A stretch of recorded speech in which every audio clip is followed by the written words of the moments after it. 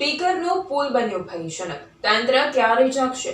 શાળા, કોલેજ, દૂધ વાહનો, મેડિકલ સારવાર માટે તેમજ રણકાંઠો હોવાથી મીઠા ઉદ્યોગ સાથે જોડાયેલા વાહનોને ભારે મુશ્કેલી વેઠવાનો વારો આવ્યો છે. હળવદ તાલુકાના શિવાડાના ગામ એવા ટીકરમાં બ્રાહ્મણ નદીનો પુલ જર્જરિત હોવાથી વાહનો પસાર નહીં કરવા કલેક્ટર દ્વારા જાહેરનામું બહાર પાડી બોર્ડ લગાવાયું છે. તો બીજો રસ્તો માળિયા નર્મદા કેનાલ પર ઘાટીલાથી આવે છે. તેનો પુલ પણ જર્જરિત હોવાથી કલેક્ટર દ્વારા જાહેરનામું બહાર પાડી અવરજવર બંધ કરી દેવામાં આવી છે. અને એકમાત્ર રસ્તો નદીમાં બેઠા પુલનો છે. તે પણ તાઉતે વાવાઝોડા દરમિયાન તૂટી ગયો હતો અને ગ્રામજનોએ જાતે જ રિપેર કર્યો હતો અને હજુ તેમાંથી જ ગાડું રેખાવ્યા છે. આમ તો તંત્ર ઘટનાઓ બાદ જ જાગે છે અને પછી જવાબદારો શોધે છે. ત્યારે મોરબી ઝુલતા પુલ જેવી દુર્ઘટના બનવાની ઘટના પુનરાવર્તન થાય તે પહેલા ટીકર ગામને જોડતો બ્રાહ્મણી નદીનો પુલ અને માળિયા બ્રાન્ચ કેનાલ પર આવેલો પુલ જર્જરિત છે. બંને પરથી વાહનો પસાર નહીં કરવા માટે મોરબી જિલ્લા કલેક્ટર દ્વારા જાહેરનામું અને બોર્ડ લગાવ્યા છે અને રસ્તે પણ બેરિકેડ કરી નાખાયો છે, પરંતુ વાહન ચાલકો જીવના જોખમે પસાર થાય છે.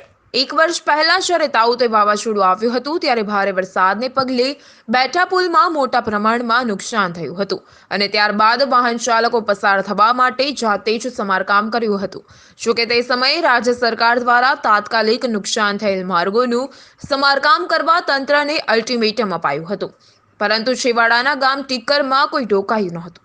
ટીકર ગામની વસ્તી આશરે 10,000ની આસપાસ છે અને શાળા, કોલેજ, દૂધ, વાહનો, મેડિકલ સારવાર તેમજ રણકાંઠો હોવાથી મીઠા ઉદ્યોગ સાથે જોડાયેલા મોટા વાહનો પણ અવરજવર કરતા રહે છે, જેથી કરીને વહેલી તકે લોકોને સુવિધા ઉપલબ્ધ થાય તેવી માંગ છે. આ તમે જો સમસ્યાની વાત જો રોડની કરતા હોય ને તો ચારેય બાજુના રોડની વાત કરું હું. આ એક રોડની વાત નથી કરતો.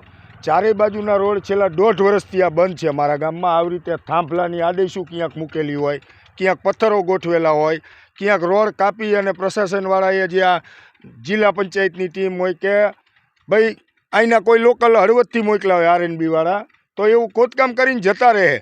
હવે નર્મદાની જો આ નાલાની આપણે ઉભાઈ નાલાની જો વાત કરીને તો આ નર્મદાવાળા લોકોને મેં મૌખિક લગભગ 50 વખત રજૂઆત કરી અને એ લોકો અહીંયા જ્યારે ઉપર પાણી ના પહોંચતું હોય ત્યારે અમે પણ સહકારમાં હોઈએ. પાણી જ્યારે આગળ પહોંચાડવા માટે અહીંયા પૂરતા પોલીસ બંદોબસ્ત સાથે સારા મોટા ટોપ લેવલના અધિકારીઓ પણ અહીંયા આવેલા છે મારા ગામની વિઝિટે પાણી જોવા માટે. તો ત્યારે એ સાહેબ લોકોને આ નાલા નહીં દેખાતા હોય કે આવડો સરસ મજાનો સરકારે રોડ બનાવી દીધો છે, તો આ એમની એક પ્રોપર્ટી હાટું થઈ અને મારા ગામમાં જવાતું નથી અને આ અકસ્માત થાય. અમારા છોકરા રાતના વાડીએ જતા હોય, અહીંયા 50 પરિવારનો ઘર રહે છે, અહીંયા 50 પરિવારો રહે છે. અહીંયા બાજુમાં મારે અગરિયા પરિવારના 50 ઘર અહીંયા છે, તો એમના છોકરાઓ રાતના નીકળ્યા હોય, આ રાતનું જોખમ થાય, કોઈનો જીવ જાય, આવડી મોટી કેનાલ જાય છે, તો આનું જવાબદાર કોણ? ભાઈ પટેલ. હું ટીકર રહેવાસી ગામનો હું. જૂના ઘાટીલાનું નાલું બેસી જીવ, નવા ઘાટીલાનું નાલું બેસી જીવ છે, ના માધવનગરમાં જવાનું નાલું બેસી જીવ કેનાલનું. આ બધા અવરલોડની રેતીના ડમ્પરિયા હાલી નાલા બે જ જાય, ખેડૂતને જવામાં આવવામાં તકલીફ પડે. આનું જલ્દી સાહેબ નિકાલ કરો સાહેબ, નિગમવાળા. બસ. મયુર રાવળ, GTV ન્યૂઝ, હળવદ.